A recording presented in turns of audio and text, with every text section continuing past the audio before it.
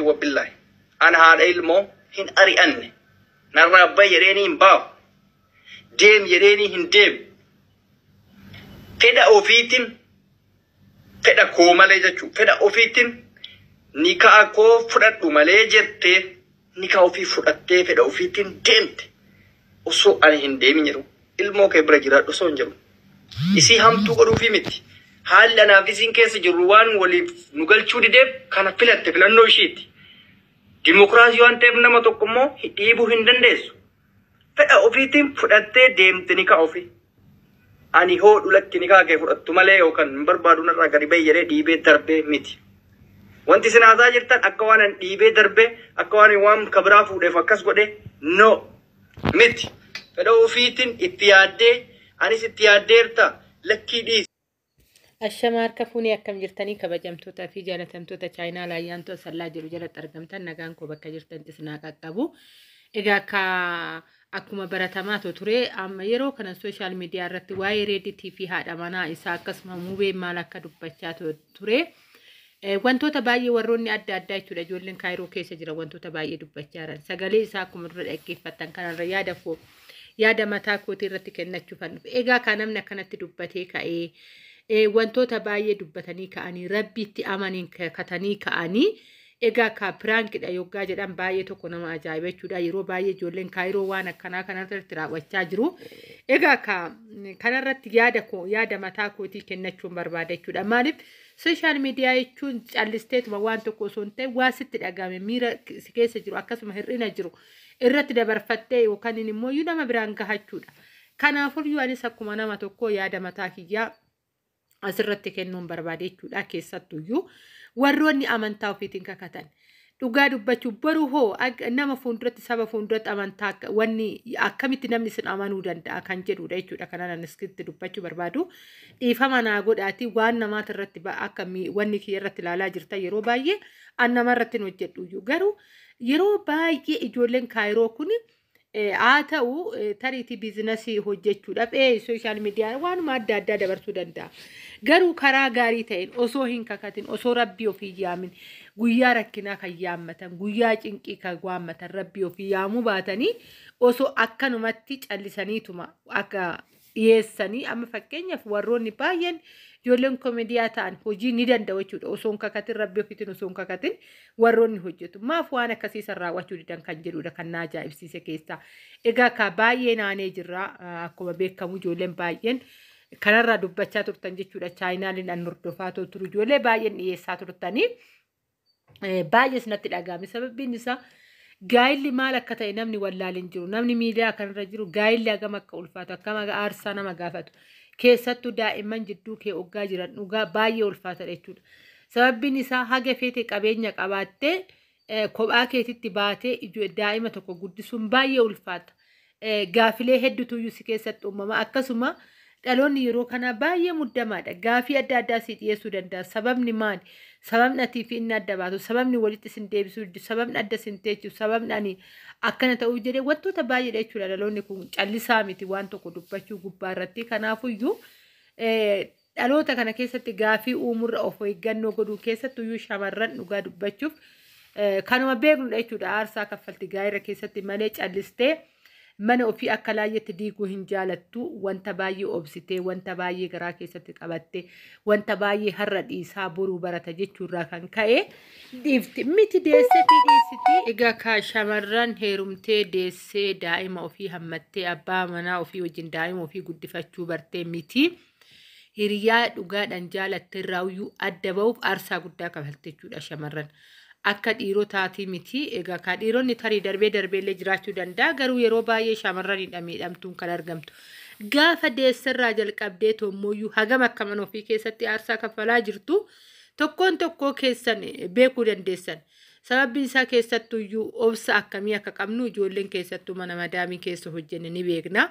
Boruu keenya jireenya keenyaaf daa'ima keenyaaf abbaa manaa keenya wajjin haala gaariidhaan jiraachuuf jecha mana ormaa keessattuu hagam akka aarsaa kaffalaatu tur kan jireenya keenya hin ta'in haa ta'u hojjenneetti argannee bor namatti hin taana jechuufu hagam akka obsa adda daangaa hin qabne obsineetu haga turre ni beekna jechuudha.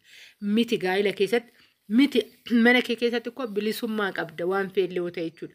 Abbaa manaa keetti rakkoo jiru teechurra teechee wajji furachuu dandeessu callistee kan hiiktuu miti. Orma wajjin guyyaan kun hin darba jettee shamarran mana ormaa keessattuu kan jiraachaa jirtuudha. Kan argaa jirus kan itti jiraannee turresi kan ammas itti jiraachaa jirruudha jechuudha. Garuu gaa'ila teechurra teessee ittiin mari'achuu dandeessu. Kanarratti daa'ima kan fakkaatu jidduu isaanii osoo jiru. Kanarratti biyya demokraasiin jirtu keessa jiraachaa callistee gaa'ila hiikte jechuun baay'ee ulfaataadha jechuudha. Biyya keenya keessatti tarii rakkina adda addaatirraa hin hiiku. Yookaan dhiironni gatee baduu yookaan immoo ati maal akkas hin taane miknaata adda addaa yookaan sababa adda addaatirratti shamarranitti guuranii yookaan narraa deemidha yookaan hiikudha jechuudha biyya keenya keessa. Chaansiin jiru kanaadha. Keessattuu qabeenyi jiraachuu baannan. Waa lamaan hiikaa jiraan dhiirri biyya keessatti jechuudha shamarran. Tokkoffaan osoo hin xaanin gaafa itti seene keessattuu ijoolleen biyya ormaa irratti gaafa tokko kanarratti dubbachuun kiyya hin oolu qabadhee tan dhufaa garuu mee hamma waa tokkoon tuttuqaafan. Kan hiikan qabeenya osoo hin hojjetin gaafa shamarran biyya ormaati keessattuu ijoolleen baay'een kan mana irratti fokkasii kan goonuu gaafa mana ijaaranii tokkaan ofiitti seenee nirbata isaatii miti wanti isa hubuun jiru manni sun diigame manni sun diigamuu baate dhimma isaatii miti jechuudha. Waa xiqqoo sababa godhatee ni hiika gaafa san manni kun ukkulii addaan nu haa ba'u jedha. Qarshii qabaattuun qooda fi qarshii qabaachuu baattu manni diigamee addaan qoodame jechuudha. Waan akkanaa kanaan yeroo baay'ee kan hiikan lama hiyyummaa jidduutti dhiirri kan dhiisee too deemu shamarran daa'ima irratti dhiisee hojiin ta'uu fi dinnaan ishiin manatti ol deebitee daa'ima guddisuu gaafa deebitu inni gabiin isaa yookaan immoo galiin inni galfatu jira xiqqaate taanaan gatee deema. Uredii amma baay'atee jira jechuudha biyya keenya keessatti waa'een gatee baduu kun. Xiqqishuma haalli jireenyaatti mijachuu baannaan gatee deema.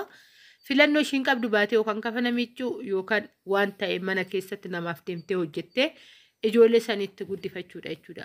Biyya keenya keessatti kan jiru. Garuu biyya ormaa akkasii miti. Miti hiriyoota gurguddoo qabaa, hiriyoota wajjin ooluu qabaa, hiriyaa wajjin ooltu qabdii, wal mari'achuutu jira. Yoo baate chaansii qabdii. Osoo inni hojii dhabe ishiin hojii argatti wantoota akkanaati jechuudha biyya ormaa keessatti. Kuni osoo jiru akka laayyetti walii kun hin danda'amu jechuudha. Kuni garuu piraankidha jechuudha fi dhugaa dubbachuun baay'ee ulfaata. Ani yeroo darbe akkuma qoosaa tasaa waan ta'e wayii yaadetuma garaa kee keessatti ofii kiyyaa piraankii hojjedhee jira.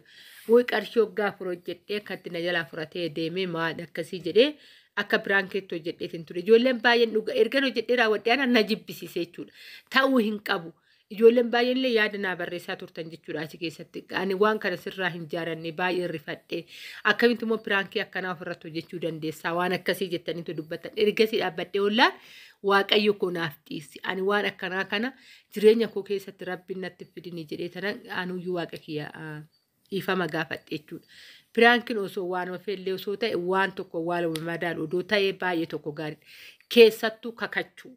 Kakachuu maa barbaachise. Amma fakkeenyaaf viidiyoowwan isaanii baay'een laalaa ture kakuutu jira jechuudha. Warroonni isarraa dubbatanis inni abbaan dhimmaas kakachaa dubbachuun garuu hagam akka namni biraa jechuudha. Namni biraa oggaa laaluu hagam akka ulfaatu baay'ee tokko rakkisaadha. Osoo amantaallee kabajanii waaqa ofiitillee ulfina kennanii fi baay'ee tokko gaariidha jechuudha. Qoosan akkuma jirutu ta'e sooshaal miidiyaa gubbaarratti piraankiin akkuma jirutu ta'e akka madaallii foonitiin odoo wal qabatee tokko gaariidha. Jedhee yaada mataa kootiitan kenneef jechuudhaan reediidhaafis akkasuma immoo warroota isa fakkaatan kaayiroo keessa jira warra butaniitu viidiyoowwan adda addaa tiiktookii gubbaatti liivii seenanii dubbachaa jiraniif osoo wanti kun akkana ta'e gaariidha. Yeroo baay'ee waan akkasii kan danda'u amma maayii kana dhiisan malee waggoota lamaanii fi waggaa sadeen darbe keessatti baay'ee piraankii ulfaataa yookaan nama dhukkubsate yookaan namarratti qabnee akkanatti mana yaalatti addaan baasee akka kakachaa turanii. Egaa kaammas immoo bifa haarawaan akkana baanii jiran jechuudha ijoolleen kaayiroo. Egaa baay'ee tokko rakkisaadha. Haa ta'u piraankiin isaanii barumsas namaa ni kenna akkasuma immoo muuxannoo sirraa argatanii garuu kakuu kana ani kara kootiin hin jaalanne yaada mataa kootiiti jechuudha. Osoo kakachuu baatanii hedduu natti tola. Sababbiin isaa ani waa'ee amantii baay'een kabaja waan ta'eef seerisiidhaan dhugaa jennaan morma kootidha. Akkasumatti namas akkasitti ilaala waan ta'eef yaada mataa kootii irratti kennadhe jechuudha. Egaa ka viidiyoon koo guyyaa irraa kana fakkaata torbeetti aanu keessatti viidiyoowwan adda addaa wantoota baay'een na bira jira jechuudha bakka adda addaa deemee viidiyoo hojjedhee kan barumsa of keessaa qabu qabadhee tanan kara keessan dhufaa isin viidiyoo kana laayik gochuu hin dagatinaa sheer gochuu hin dagatinaa warroota bira hin geenye biraan naagaa jechuun jaaladha. Egaa haga viidiyoo biraatti walitti deebinutti turtii gaarii na qabaadhaa yaada waggaa qabaattas saanduqa koomentii jalatti na barreessuu hin dagatinaa. Akkasuma immoo wantoota na gaafatan soggaa jiraate keessattuu wantoota gabaadhaan wal qabate ayyaana kana barii mee gabaan qaala'insi jireenyattis maal fakkaata kan jedhu qabadhee tanan dhufa.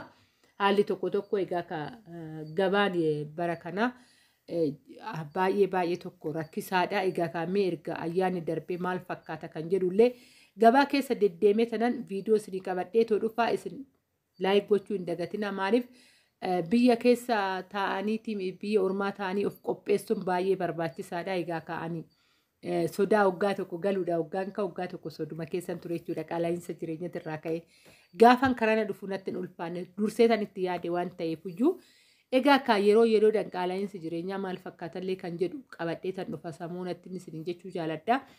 Kanaafuu viidiyoon kun warroota bira hin geenye bira akka ga'u ammuma sabiskiraayibii gootanii hordofuu ni dandeessanii isin affeeree jira akkasuma yaada soggaa qabaattan qeeqa soggaa qabaattan sa'a 24 saanduqni koomentii kiyyaa banaadha waan feetan barreessuu dandeessu isiniin jechuun jaaladha. Akkasumas immoo lakki dhimmi isaanii kun piraankii mitii kan jedhullee waggaa jiraate ta'ee yaada keessan isinan eeggadhan isiniin jechuu jaaladha. Ani yaada koo asumarratti goolobee bakka jirtanitti nagaan waaqayyoo jaalalli gooftaa isiniif haa baay'atu baay'een isin jaaladha baay'een isin kabaja hordoftoota koo hundi keessanuyyuu egaa hunduu yaada mataa ofii qaba ani yaada mataa kooti haala kanaan dabarfadhee jiran isiniin jedha baay'ee.